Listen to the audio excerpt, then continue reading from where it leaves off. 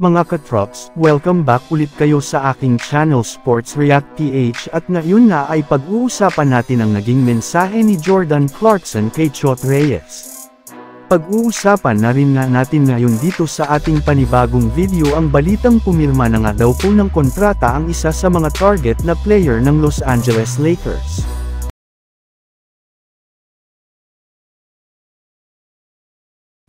Kahit man nga naging maganda ang simula ng laro ng Gilas Pilipinas kontra sa Angola ay kinapos pa rin nga sila sa dulo.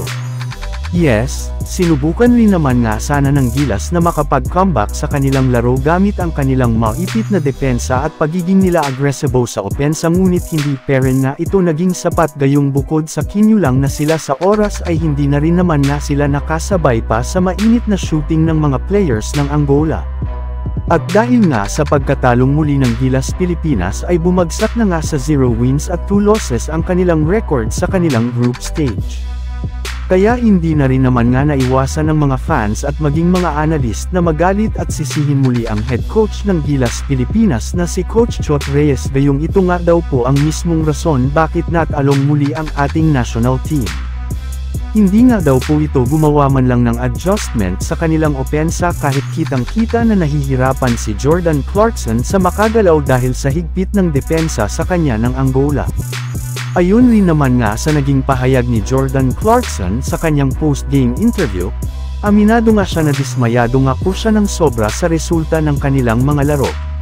Pero kahit na ganoon ay ipagpapatuloy pa rin nga po nila ang kanilang laban hanggang sa matapos ang FIBA World Cup. Pinuri rin naman nga po nito ang sipag ng kanilang head coach na si Coach Chot Reyes sadyang napapansin nga po niya na hindi nakakagawa ang kanilang coaching staff ng paraan upang mabawasan man lang kahit papano ang kanilang mga ginagawang turnover na hindi na rin naman nga niya ikinatutuwa pa sa kanilang kupunan. Samantala pumunta naman tayo sa ating sunod na pag-uusapan ngayon sa balitang pumirma na nga daw po ng kontrata ang isa sa mga target na player ng Los Angeles Lakers.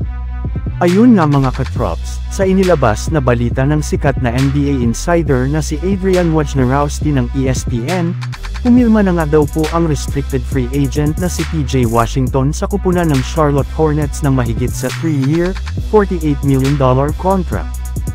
Para nga sa inyong kaalaman, isa nga sana si PJ Washington sa mga target ng Lakers na makuha sa pamamagitan ng isang trade. Ngunit dahil nga nakakomit na ito sa Hornets ay impossible na rin naman nga nila itong makuha sa darating na season. Kaya kailangan na lamang nga ng Lakers na maghanap ng mga bagong players na makukuha sa isang trade.